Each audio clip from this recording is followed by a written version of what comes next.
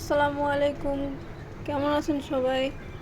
এই যে দেখেন আমার কোয়েল পাখিদেরকে নিয়ে আবার আসছি। এই যে দুইটা ডিম আবার পেড়ে রাখছে। এই যে দেখেন আলহামদুলিল্লাহ আবার কতগুলো ডিম হয়েছে। অনেকগুলো ডিম হয়েছে।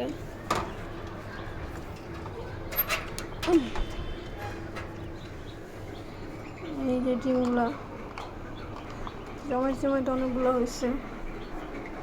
আরেকটা খুশির সংবাদ আছে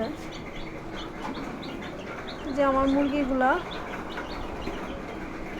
আলহামদুলিল্লাহ একটা মুরগির পা ভেঙে গেছিলো, ওই মুরগির একটা বাচ্চাটা ঠিক হয়েছে।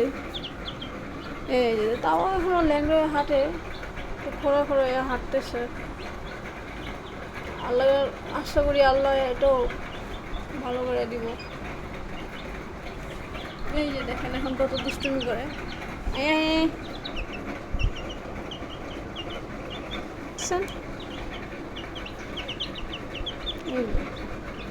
এই যে এটা এটা এটা এটা ব্যথা পেয়েছিল, হলুদ দিছি, পা ব্যান্ডেজ করে দিছিলাম। আলহামদুলিল্লাহ এখন ভালো আছে, অনেকটাই ভালো। তো সবাই দোয়া করবেন আমার এই মুরগির বাচ্চাগুলোর জন্য, কোয়েল পাখির জন্য। এই যে কতগুলো ডিম, মাশাআল্লাহ।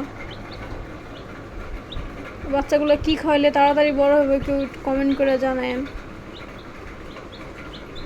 আসসালামু আলাইকুম, আজকের ভিডিও এই পর্যন্তই।